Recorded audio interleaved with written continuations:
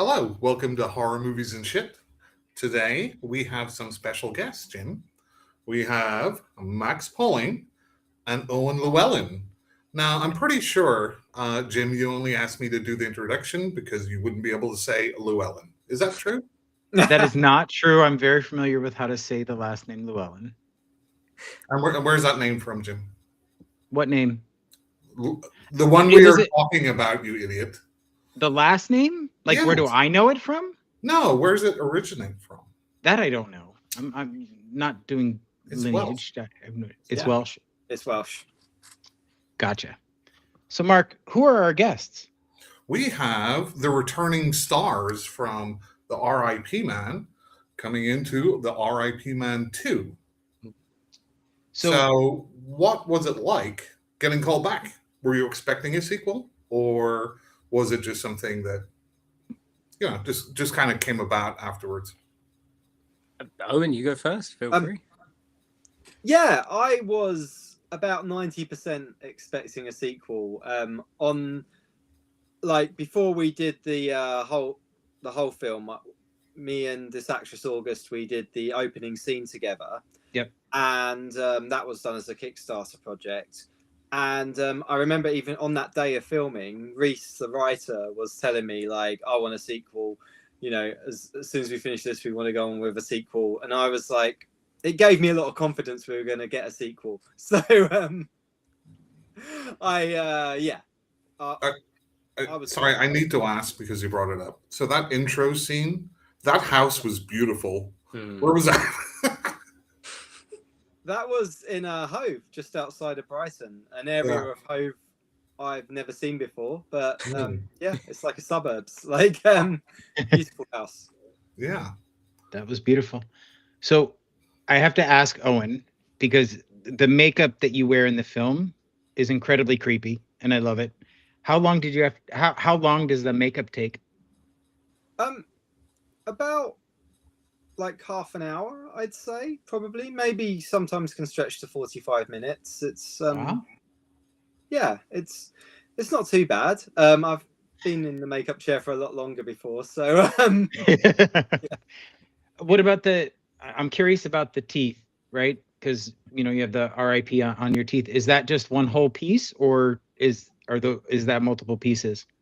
Oh no, it's just a mouth guard. It's just the same as an MMA mouth guard, and then with RIP written on it. It's just two bottom and top piece, and that's it. they clearly didn't wear mouthpieces in Glow. Jim? Mark, you have to give context. You can't just throw comments like that out. Sure I can. So, Max, what about you? Were you surprised coming back for the sequel? Slightly more than Owen, but not quite as much, because same thing. I mean, it was something that both Reese and Jamie have mentioned quite a lot during filming. They want to do a sequel, and they want to capitalize on the first one and be pretty quick. But whether I was coming back was a mystery to me as well.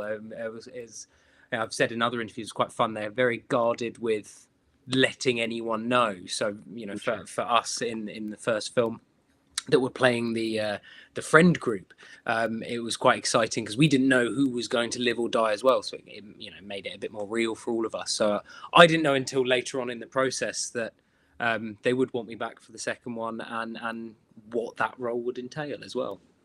That's pretty awesome, I think. So what did you guys think? Because I don't know about you, but seeing the first movie get the traction it did on social media, I thought was awesome. Like I really think that it really got a hook into the horror community online, and like just everybody loved it. So was that a surprise to you guys, or did you feel pretty confident when you were done filming that it was going to be a success? Well, this is my first horror film acting in it, so it was a surprise for me in the sense of just how welcoming and lovely everyone in the horror community is. That's amazing. It's really there's no other community quite like it. Really, it's really lovely. So that was really nice. But then I don't know about you, Owen. I assume similar. But we were really pleased with what we'd made, what we put together. So it felt validating but surprising, I would say. I mean, for me, I was very surprised, just because I've been acting for quite a long time, and I've never done anything that's really gotten this kind of attention. So when I first took this job, I have to admit, I was just taking it as another job and not and thinking it was going to be like every other movie or film short I've done, where like you do it and then you might get some nice footage to use in a show reel at the end of it. Like, yeah. And I never dreamt of it. It didn't cross my mind that it was going to hit the horror community like this, and it was going to be embraced so lovingly. And it's been incredible. Like, it's changed my life, and I never expected it. Yeah, it's been amazing. I think over the last, probably since kind of streaming came out, there has been quite a boom, especially in independent British films, certainly in horror. Like, we never used to get a lot of indie horror from Britain at all, right? But I think now you're really starting to see that there's so much talent over there. And now you have a worldwide audience, right? And it's not like you have to print out, VHS copies or print out DVDs. Now it's just available worldwide. So have both of you been contacted by people around the world, or, how's that been as far as the first movie? I think Owen's had quite a lot of it. So I think, you go for it. Yeah, I mean, it's been amazing. Like, especially in the USA, like I'd say has embraced it even more than the UK. Like, a lot of the fans for the movie are from the United States, and it's been amazing getting that kind of getting that attention. And people have there's been sent pictures of people dressing up as my character. People painted me as the character. Amazing painting. Yeah. Now, sorry, Owen, if you think that's good, where do you see Jim's back tattoo of Max? Owen missed that part of the conversation. Oh, wow. Okay. Yeah. No, but it must be like way to make it awkward, Mark. What are you trying to say? Well, I do, but it must be amazing, like thinking about all the people around the world, like watching your movie and saying, "Wow, this is awesome," and I'm going to reach out and say you did a great job, or as you're saying, do paintings and do things like that. You really inspire other people to do other types of art around it too. So it's been incredible. I mean, I won 2 awards in America as well, for this, which I never saw myself ever winning. An award is something that never crossed my mind that could happen to me, and things and just everything. I got excited this morning because a convention that me and Max are going to in a couple of months, they made an official T-shirt for it, and they had my face on it as one of the main faces, and I was just like, it's unreal. I love it. Awesome. It's an incredible feeling to. Is that convention in the UK? Yes. Yeah, Nottingham. Sessions in Nottingham. Nice. Any thoughts about traveling to the United States? Because the horror convention circuit around here is pretty big right now. I think we'd all love to. It's more of a case of being able to get everyone together and costs. Oh, sure. But that aside, I know both of us would definitely be up for that. We have to keep us posted because Mark and I both love going to conventions. I actually the past 2 years have started traveling to other states for conventions, and it's amazing. Oh, fantastic! Do you have a favorite in America if we were going to go? My favorite right now is Days of the Dead. Okay. I'm going in January for my second year. It's in Atlanta, and it's absolutely amazing. The vendors are great. I also like Scaradise, which is here in Tampa, because Mark and I are both in Florida. We used to go to Spooky Empire a lot, but I've sort of been traveling too much, and it never seems to line up so I can go again anymore. It's honestly, the conventions have just blown up. I mean, I remember starting maybe 10 years ago, which is really crazy. Again, I'm from Northern Ireland, right? So I grew up in the 80s watching all the 80s, 90s horror and stuff. I never thought I'd get to meet any of these people, right? And I've met so many of them. It's it kind of still blows my mind a little bit. but I think there's definitely an opportunity for getting people from overseas to them. Now, obviously, they've got some of the bigger ones, you got some of the smaller ones, but I definitely think that there is a lot of interest from the general horror community, and they love to meet people that they've seen in that. And I'm not going to lie, the whole reason I'm going back to Days of the Dead in Atlanta is because all of the original Cenobites are going to be there. Oh wow! I'm so excited. I don't care what I have to pay. I'm going to see all 4 of them. I met them all. And you know what's funny? I met Doug Bradley, and obviously because I'm from the UK, so we ended up talking about the weather for a while. Well, we were lucky enough to have Simon Bamford on the podcast about 2 years ago, and lovely man. Absolutely love talking to him. But enough about conventions. Let's get back to R.I.P Man, shall we? So, Owen, what was it like stepping back into the role of Alden for the film? It was an interesting experience in the sense that the dynamics of the character had changed completely because it's not giving away spoilers because it's on the IMDb synopsis. But Alden Pick starts this film in prison, and from being a character, from playing him in the first film, in a situation where he's completely in control of everything, he's suddenly in quite a vulnerable state where he's just rotting away in this small little cell. And it was quite a different experience to sort of undertake and sort of discover how he behave in those circumstances. So but on the other side of things, I eased quite back into it. Like as soon as you get back in that costume and look at yourself in the mirror and be like, wow, that's a monster.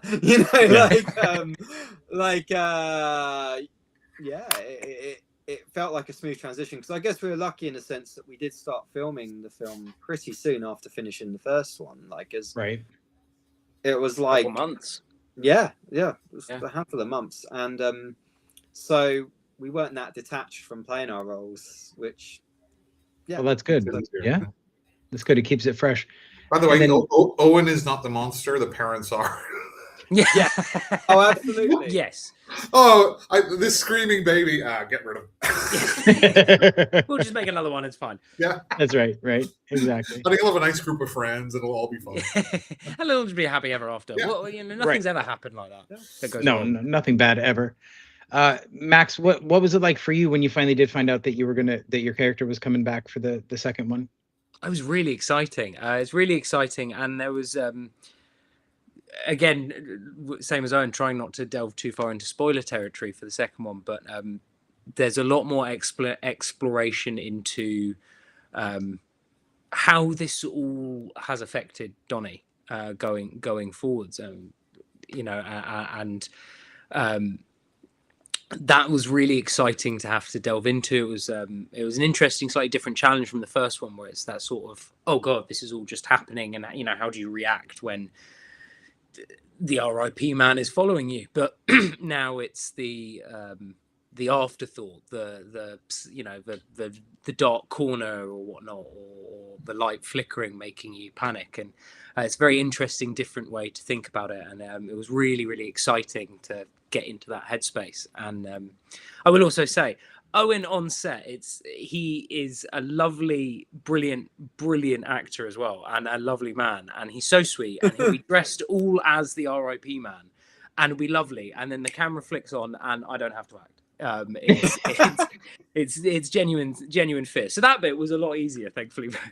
So I'm curious about that, Owen. How do you research or prepare for playing a psychopath? Like, does it just come naturally? Are you really that intimidating?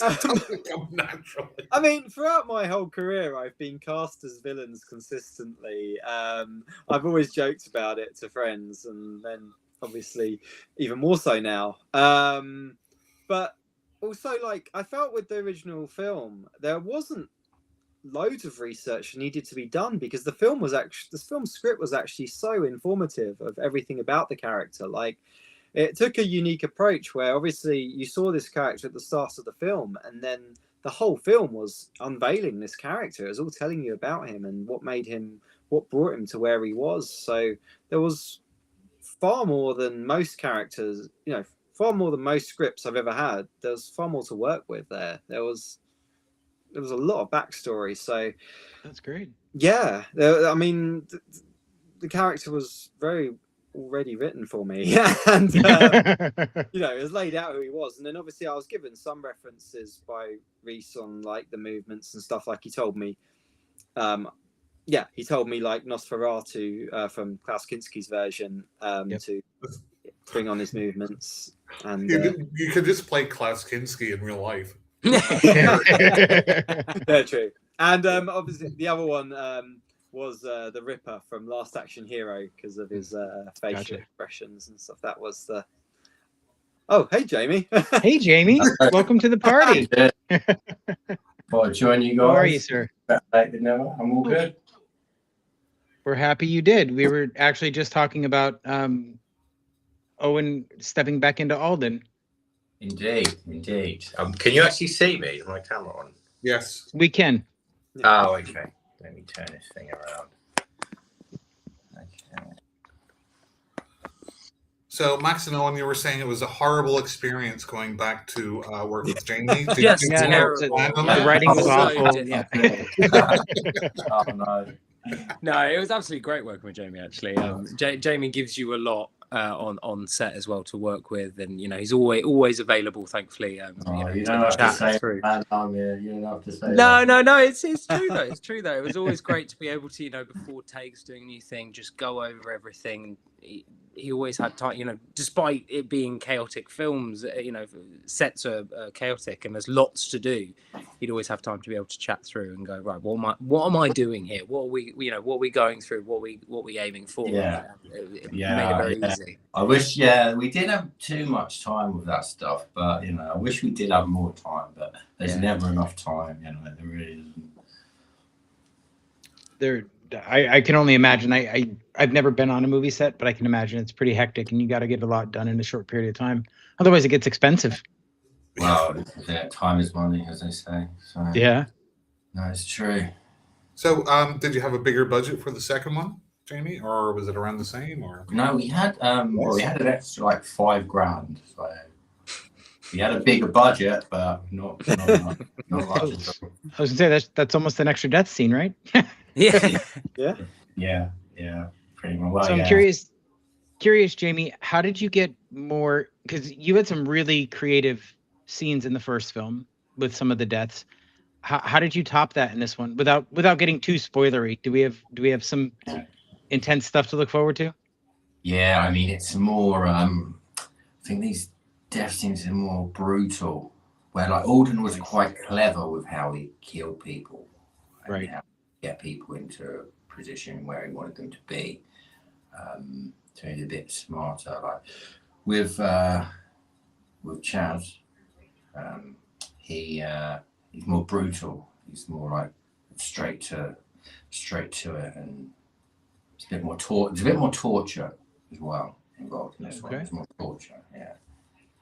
I'm here for that. If it's done well, I'm okay with that.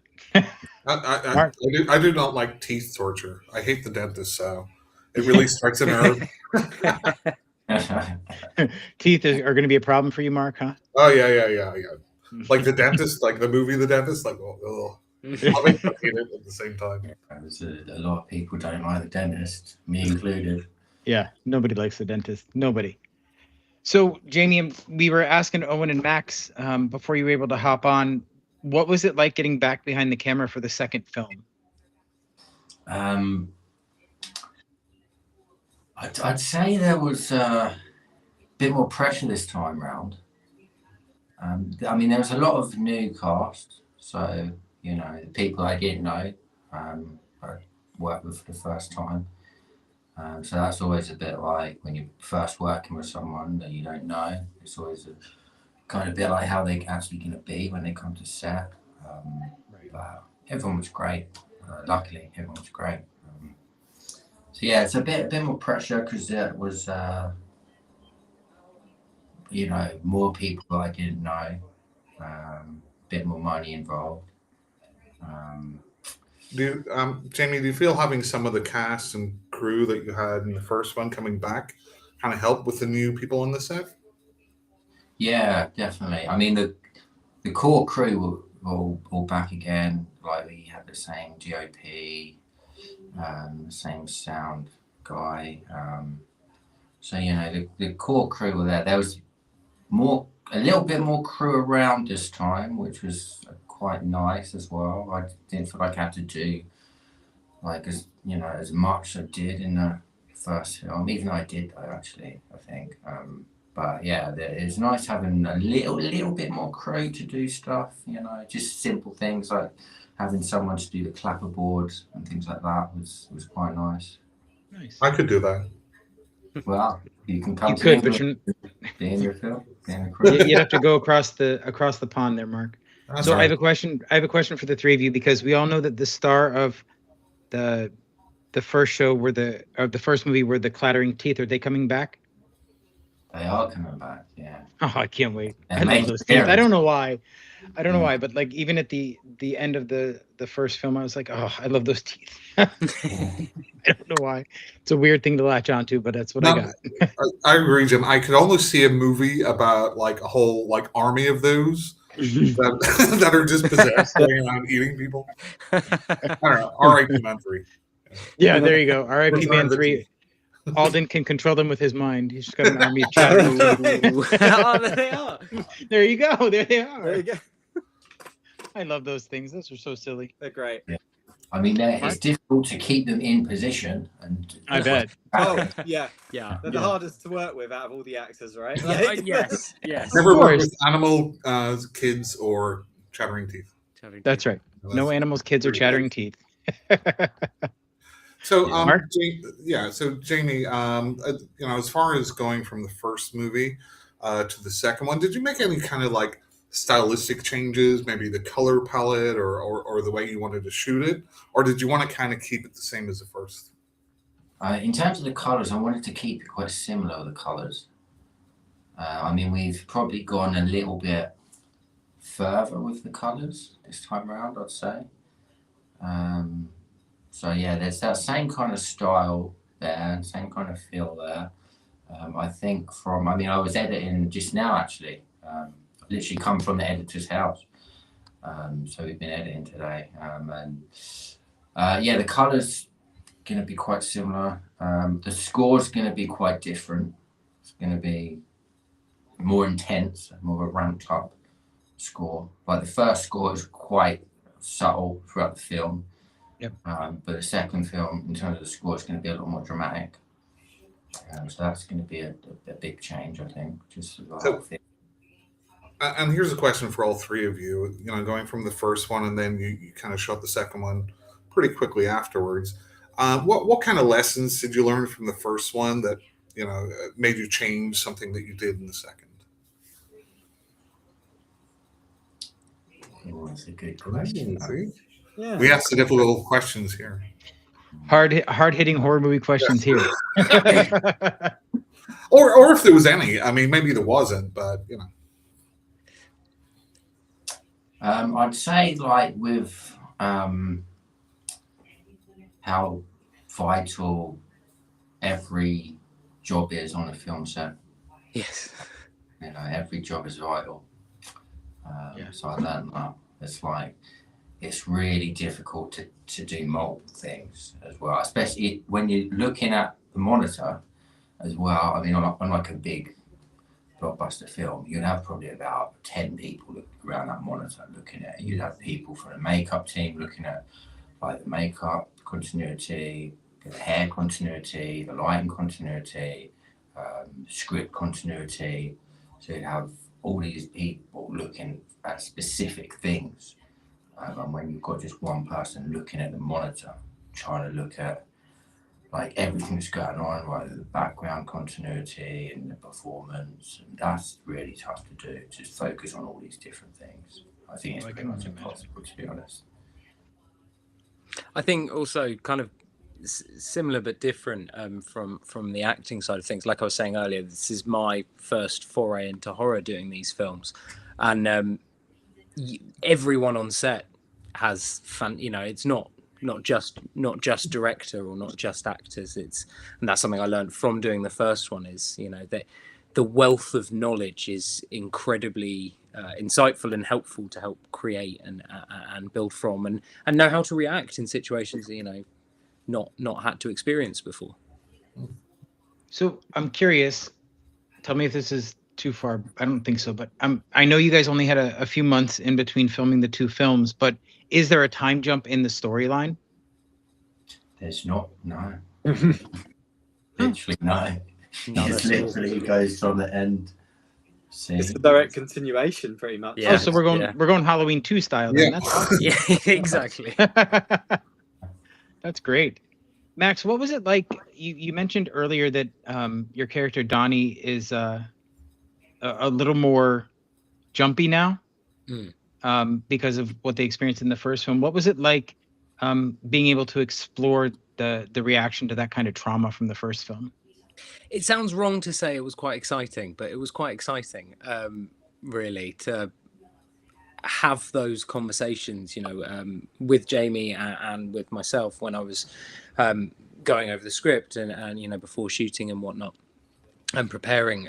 It's quite a different challenge, and it was really fun to explore those questions that you don't really think about, you know, in normal life. We've all had to or have to at some point have to deal with a tragedy that's unexpected. That's Right. very much Donnie in the first film, but having to deal with the repercussions and the long-term scars that they can create both physically or mentally is really interesting. It's like I said, exciting feels like the wrong word, but it's exciting to get to explore it in that way. Yeah, I can imagine it'd be exciting as an actor because it might not be a spot that you've had to go before, right? Yeah, So yeah. It's new territory, for sure. And I think it's become a thing with more modern horror movies where they're delving more into like the PTSD aspect of survivors than they used to. Used to be you get somebody from the first movie and the second, and they're just the same person. Right. But you know, obviously, you know that's not realistic. No. Yeah. Like you wouldn't be. No, I don't know. Jamie Curtis runs and cries a lot every Halloween movie she's in. Not in the Some of them second there's one. 20-year gap. Not in the second one. No, she does run and cry a lot. No, she's just laying in the hospital bed for 90 Oh, that's true. no running that time, just the crying. So, Go ahead. I always like to ask and we'll start with Owen this time. What's the most challenging aspect you had on this shoot, and what was the most fun or enjoyable moment that you had? Probably for R.I.P Man 2, it was. I'd say the challenging part was exploring the character in that, you know, obviously in his prison cell, and even though he's been used to being confined for a lot of time of his life in the mental health facility, it's quite a different environment. This is a small space that he's having to spend day in, day out in, and yeah, to explore how that character would feel in that scenario, I think was the most challenging, and just getting the right level of this sort of trapped monster, like, but also giving him that time to explore his own head and his own traumas, and there's a lot of them, but then also that was probably the most enjoyable bit too, because I think we've done some great work in those scenes, so I'm looking forward to seeing the finished product. I saw that's what we edited in today, that scene. Amazing. Yeah, I'm not expecting a Hannibal Lecter. I'm expecting. Well, I did want to ask Jamie real quick. The prison we see, is it going to be similar to The Cellar, because that was beautiful, or is it going to be more of a standard prison? No, it's going to be it is the same prison that we actually used in The Cellar. It was beautiful to look at, so I'm excited about that. We've lit it very differently, so it looks very different, but it is the same jail. Yeah. That's awesome. Now back to Mark's original question. Sorry, I had to ask before I forgot.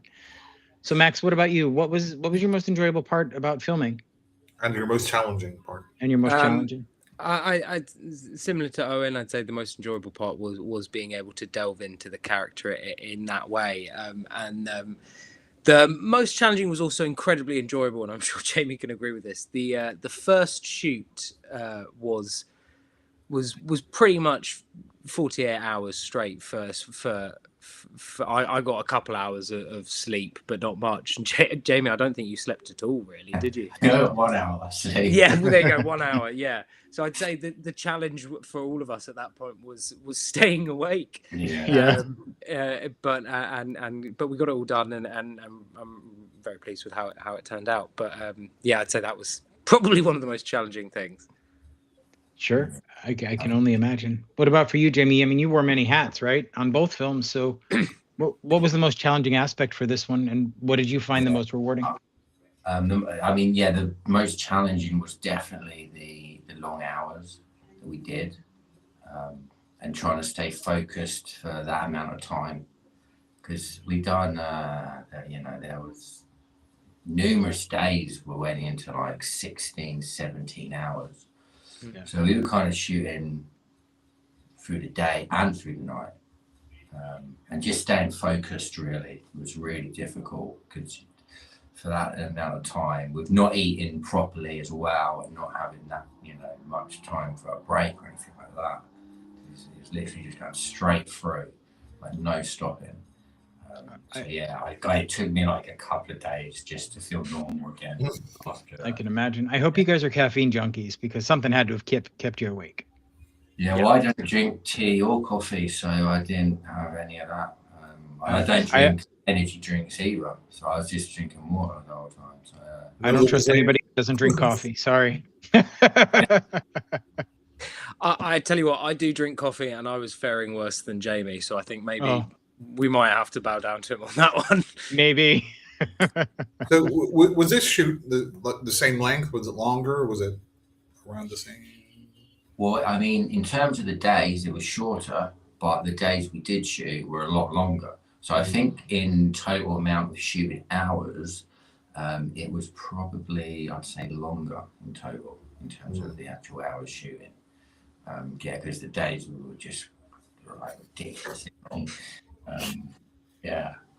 Sounds like that director was a slave driver, Jamie. A real Kubrick, I hear. So, Jamie, I want to revisit one question we asked earlier before you jumped on. We were able to ask Owen and Max how they felt about the grassroots support that the first R.I.P Man developed amongst the horror community on social media. How did that make you feel, especially with the fact that I've seen very few people, and honestly, I can't remember any that had anything negative to say about the original film. Yeah. Right. And, we loved it because we got a chance to see it also. But how did that feel after you finished filming and all that love showed up? Yeah, I mean, it can be overwhelming, really. It's tough because you got to kind of like just take a bit of a step back away from the emotional aspect and just focus on I can't get too carried away here. We've got a job to do. This is what needs to be done, really. So, I tried not to get too overwhelmed by it emotionally. But yeah, I mean, it was great, obviously, to have the support from everyone. I mean, I don't think the film would have got made without support from people from the horror community that showed us all the support. Because it was good, a good feeling to have this support and the people kind of cheering for you and rooting for you. Because not everyone's going to be like that, but certainly in the horror community, there is a very nice vibe, and people do really kind of want to support each other.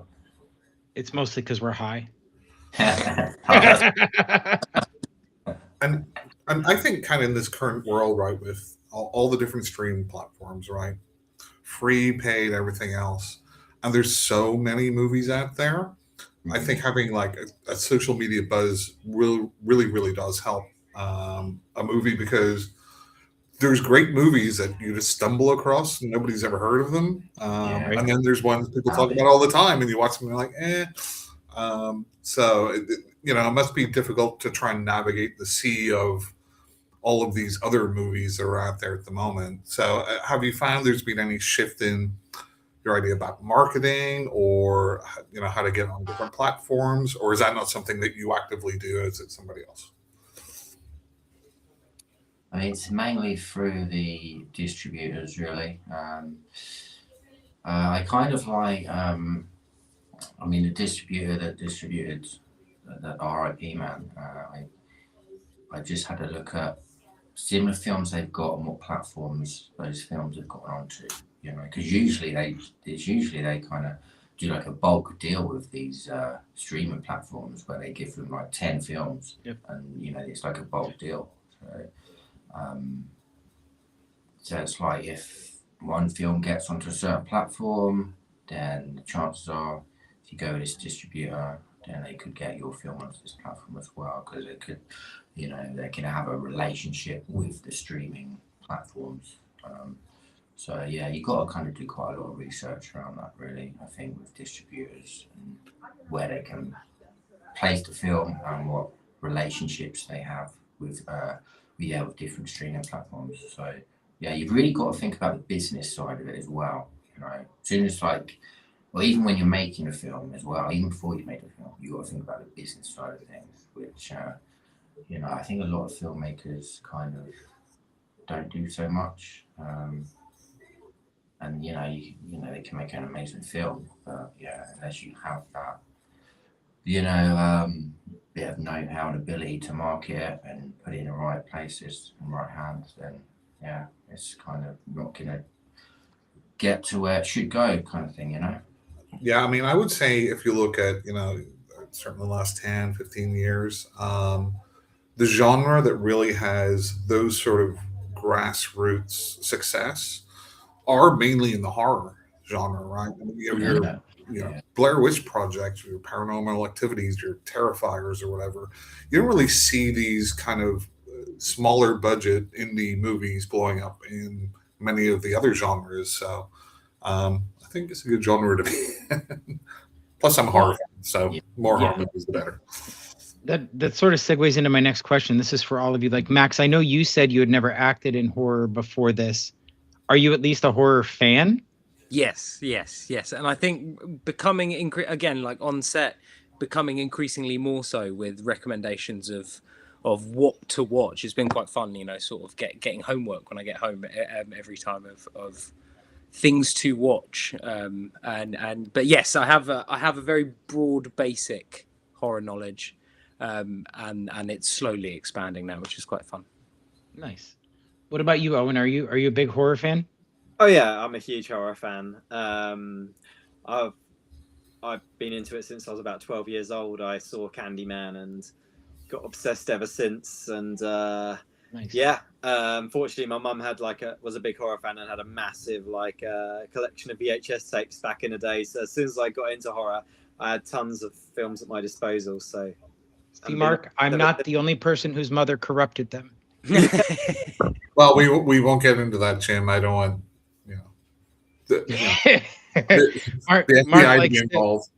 Mark likes to tell me that my mother showed me things way too young. Like the first horror movie I remember seeing, I was 8, and it was A Nightmare on Elm Street. Oh wow! Right, but he likes to say that. But then at around the same age, he watched The Entity. I don't know if you've seen The Entity. That was about a year later. Yeah, it's about a woman being raped by a ghost. So wow, little 9-year-old Jim with his mom. Now, mind you, it's a ghost, so there are no graphic scenes. Well, that makes it okay then, doesn't it? Yeah. I don't know about okay, but it was also the 80s, and things were a little different back then. It was like PG-13. It was not a rated R film. So speaking about that, I'm just curious. Like in the UK now, obviously, the video nasty stuff, the BBFC and all that. Has there been a change in any of kind of the censorship or the film ratings as far as horror movies over there? Massively, like compared to like the 90s, so many films were banned, and then I think it was like Exorcist was banned until like 97, I believe, and then I think Texas Chainsaw Massacre was banned until about a year or two later. Driller Killer was a banned one. There was plenty of those films we weren't allowed to see. Like when I was younger, Exorcist and Texas Chainsaw were like almost mythical, along with Natural Born Killers, which was also the other big one I remember. But like, yeah, I think pretty much everything's available over here these days, and I noticed a lot of horror films these days come out as 15s now, where 18 used to be the standard. Yeah, I think it's these days to have a film that's an 18, it needs to be incredibly graphic. Yeah, incredibly graphic. That's good. I remember that, like, and it was like the BBFC, but it was also like the tabloids. You know, they used to do like, the Bolger case and Child's Play 2, and they had a lot of moral panic around a lot of things. I remember like Dangerous Dogs and stuff. So I wasn't sure if that was still pervasive or whether they'd, Yeah, I mean, there was someone in the UK who famously, tried to kind of stop all the video nasty films. I can't remember her name. Mary Whitehouse. Yeah. That's it. Yeah, that's it. Yeah, she like protested against all these horror films, saying it's gonna like mess children up and all this kind of stuff. See, you guys are a little more responsible, because while you guys were doing that here in the United States, they were protesting Dungeons and Dragons. Oh wow! Yeah. Like Tom Hanks' first movie was a made-for-TV movie about a kid that gets too obsessed with Dungeons and Dragons and loses his grip on reality. There was a lot of moral panic in the 80s, like both in the US and the UK, right? They had like the whole heavy metal and the backtracking and the satanic panic. Yeah. In the 90s, I remember Grand Theft Auto almost got banned. I remember panicking and rushing out and buying it before it, thinking I'd never see it again. We had all that video game stuff, but then we had Two Live Crew in the 90s, and their album skyrocketed as soon as they tried to ban it from stores, because they released an album called Banned in the USA. Oh wow! And it sold like gangbusters. So I'm curious. I'm curious for you guys, seeing all the success and the love that the first film got. Did that put a lot more pressure on you guys filming the second film? Like, do you feel you have to deliver or go above the first film now? Did that make you? Did that stress you out, or? Yeah, definitely had to go more above and beyond from the first film. Absolutely. So there's more pressure in that sense, because because it's like it needs to be better, or it's a failure if it's not better, in my opinion. Yeah. So everything needs to get better. So yeah, there was pressure in that sense. But in terms of the production value and the blood and guts and everything, it's definitely gone up a notch. That's for sure. Can't wait! I'm so excited. And that's the thing with sequels, right? You have to be bigger and better. Or people will be disappointed. And I think the best sequels not only do that, but expand on mythology or have additional characters come in.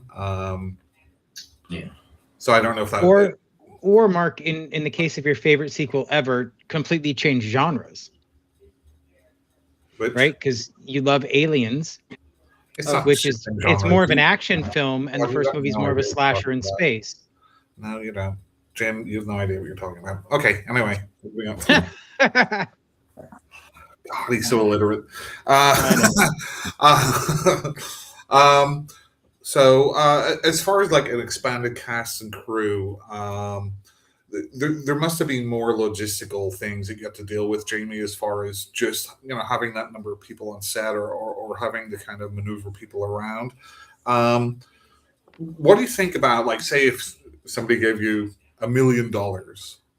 What sort of size crew? What sort of project would you be wanting to do if Jim sent you over $1 million? Am I rich? If Jim sent me $1 million, I'd be like, "What are you doing?" But I mean, it would be nice. Yeah, God, I can't even begin to think about it. It's overwhelming just thinking about how I'd spend $1 million. Yeah, I don't know what I'd do. I'm used to like having 20 grand or something to spend. But man, I don't think I could actually spend that amount of money on a film. Well, since it's Jim's money, Jamie, you can just spend 20 grand on a movie and just keep the rest. Well, that's true. Yeah. That's And maybe true. give some to Yeah. Max and Owen. Yeah. Yeah, I was gonna say I wouldn't mind being in this film. Yeah, Right. I mean, Well, there you go. It's just sharing the money with everyone else. Yeah. All the cast and just crew. take the money. Don't even make a film. It's fine. Yeah, no problem. Yeah. Well, I often wonder, right? So you look at like Christopher Nolan or so some of the Marvel Avengers or whatever, and the amount of money behind that. But then I think of the amount of people. I'm like, how does that delegation go? Like with cast and crew, there must be like 1 million people involved. So, like coming from like a grassroots indie. And some people have, right? I mean, they've gone like James Gunn, right? He was kind of an independent filmmaker with Trauma. It must be a totally different experience. And I wonder if it's a better or worse experience. I don't know. Probably more money in your bank account, but Yeah, but with Yeah. more money comes more red tape, right? Especially if Yeah. you have all backers and Yeah. people start trying to give you input and being like, oh, you need to change this or you need to change that. So I'm sure there's drawbacks for sure. Yeah, absolutely. And probably more along with pressure as well. I mean, it would be good to have a department for every job. It's like there'd be a department, like a makeup department. There'd be a lead makeup artist, and she'd have like I don't know about 10 other makeup artists working for her. So it'd be good to have these different departments that are dealing with that department, and just focusing on like one job would be quite nice. Yeah. I mean, and I'm sure it would be great too, because, with practical effects, they get to be expensive, right? Because you have moldings and castings and buckets of fake blood. It's not cheap. Yeah, yeah, well, yeah, exactly. yeah. Or you have AI right now, which that's a big getting a lot of blowback from certain movies. that have been Yeah. released recently. We all know what you're talking about. Nobody's happy with Eli Roth. We know.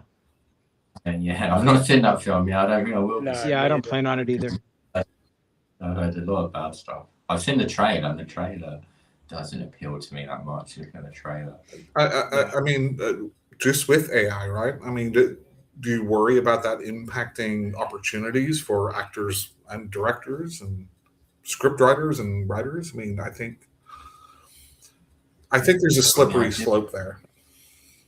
Yeah, it's a kind of like an easy way out, really. With AI, I mean, I wouldn't like to ever use it. Really. No, me either. No, it's kind of like, and I see, people that do make films using AI, they do get a lot of backlash. They do. There's so much backlash, and they miss out on so much as well. If they're using AI, they're missing out on the experience of actually making a film. Yeah, I mean, they just cast a completely AI leading lady. Tilly Norwood, I think, is the AI's name in a major motion picture. I'm not even looking forward to hearing about that. Yeah, Oh, God.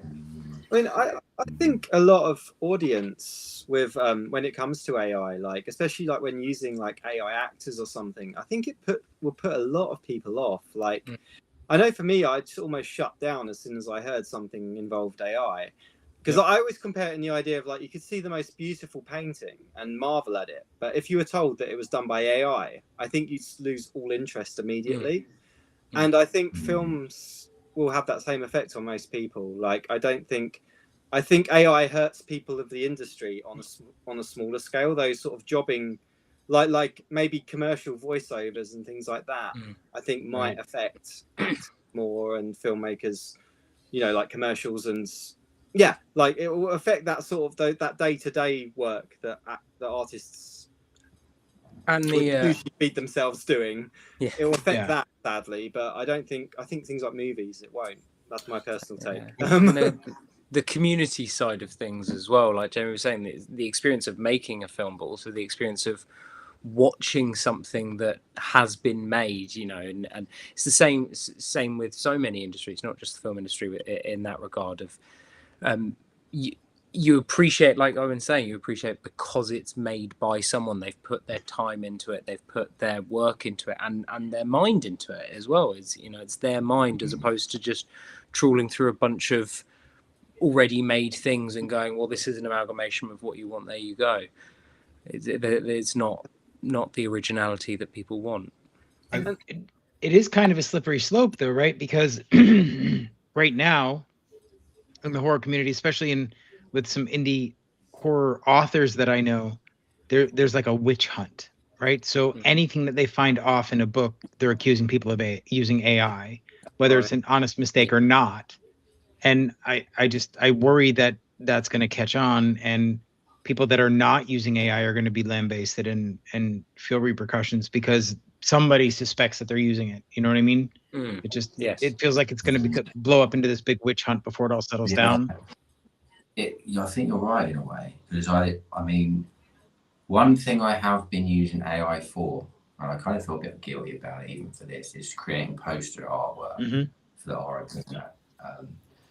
So I was thinking, like, I could give someone, you know, pay for someone to create a poster, but then that person could just be doing that poster through AI themselves. So it's like you don't really know, really. And I'll be perfectly blunt. I put together a horror anthology for charity of short stories that are all splatterpunk and bizarro, and I actually did pay somebody to create a cover for one of the books. When we put out the first volume, the second volume just came out, and it's exactly what happened, right? I gave him the money, got an AI generated cover. Well, yeah. There you go. And here's the thing, we're looking at AI, and I think AI is, you know, like all technology can be used for good or bad. I think there's a lot of practical applications. I think in the creative realm, it's going to be pretty devastating. I mean, think about AI now and how convincing it is, and think about AI in 100 years. Yeah. Right? And there's a similar thing, like, you know, growing up, you know, practical effects, then people were like, oh no, you're putting CGI into this, right? And people had kind of the same reservations about that. Not CGI is everywhere, right? Right. But at the same time, there's still people programming the CGI. So it's a different kind of work, but still people are doing it. But I can see in 100 years, AI just making their own movie, right? Like doing all of it. And not even in 100 years, 50 years. Yeah, and I can also imagine it becoming a sort of side genre of its own, like with CGI as opposed to practical effects, is that they are now running concurrently in different capacities or different budgets, and you know those things can affect as well. I can see that happening, and obviously there's the obvious issues of, you know, the amount of water it uses, and as well as the jobs and whatnot. And I think that might either delay things or, you know, like I said, maybe it will end up splitting off into its own, and then it won't necessarily get the backlash it does because people know I'm going to go watch this AI thing because it's AI, the same way that people do with CGI as opposed to practical effects. It might end up like that as well. Yeah, I mean, it'd be interesting to see. I mean, yeah, if it's advertised as an AI film compared to, you know, non-AI, yeah, it'd be interesting to see how popular the AI films are compared to, you know, the film not using AI. And the demographics also, right? Because you have to think about people who are maybe 5-10 years old now. If they're growing up in it, they're going to have probably a totally different aspect compared to us, right? Yeah, absolutely. Yep, absolutely. All so, doing not looking for spoilers here, but Jamie, Owen, and Max, are you hoping for an R.I.P Man 3? I mean, I am. I'm sure. Well, I mean, it all comes down to how well the second film does, and the first film as well. Yeah, it all comes down to that, really. I mean, if it makes enough money from those two films to have a budget to make a third film and to do it justice with, you know, enough money, then probably. But yeah, it all depends, really. All depends. Are you already brainstorming ideas? I've already got the story in my head. Yeah. See, I knew there was something back there. I knew there was something, especially considering how close you filmed these two films. I knew you had to have at least something brewing back there. Yeah. But you know, we'll see. Only time will tell. Max, you interested in coming back as Donnie for part 3 if that option presents itself? They are always so much fun to do. Absolutely. So I'm curious, Max, since you said this was your first foray into horror, are you exploring other opportunities to be in other horror films? Like, is it something that you enjoy? Yes. So I, like Owen, I've played a lot of killers and villains before, never in the specific horror genre, but that's a side of it I would love to explore as well. I would love to be able to do that one day and try and do someone like Owen justice. And what about you, Owen? Any interest in romantic comedy? There we go. I do have a question for you, Owen, because I stalked your IMDb page a little bit earlier, and I want to ask you about Ghoul Squad. What? Give me the skinny on that one, because I love comedies, and it sounds like a comedy of errors. And if it is, I'm gonna like scour the internet for it. Oh no, you definitely should watch it. It's it's a mockumentary, kind of like a bit like the UK Office, but about ghost hunters, and they're terrible at it. And it's got some R.I.P Man crossover as well. Jamie's also in it, and nice. From Jasmine from R.I.P Man's also in it, and and Charlotte, who plays mine and Donnie's mum's also in it. So it's got a lot of crossover, and it's very funny, and I thoroughly recommend it. It sounds like you're creating your own universe. Yeah. Well, there's a lot of there's quite a lot of filmmakers near where we live in Sussex. Yeah. And we're all kind of friends, and we all know each other and work with each other. So yeah, there is always a lot of crossover. Absolutely. The Jamie verse. But yeah, it is very funny. Ghoul Squad. It was really funny. It was a lot funnier than I thought it was going to be, actually. Because I mean, I didn't really know what to expect when I watched it. But yeah, it was very funny. Some of it was over the top funny as well. So it was really like it had me laughing in a lot of places. I'm gonna have to check that out. Jamie's the villain in that. And yeah, I get to see Jamie be the bad guy. Nice. Yeah, no, he's a good guy. Yeah. That's great. So I'm curious, and this is a question for all three of you. What's up next for you now that R.I.P Man 2 is quote unquote in the bag? Max? So for me, there's a long-term documentary project I've been part of over the last decade, actually, about C.S. Lewis and J.R. Tolkien and their relationship, and they were friends, and how World War affected them. And I've done a lot of voiceover for it. I play C.S. Lewis in the documentary footage as well, and after a decade, I believe it is coming out, I think, next year. So look for Forged in Friendship when it releases. We'll do that. What about you, Owen? I currently have a blank slate at the moment, so looking for my next project. So nice. I'll have to see what comes along. So Christopher Nolan, if you're listening, Owen is available. There you go. Yeah, absolutely. Jamie, what about for you? Other than editing, obviously. Yeah.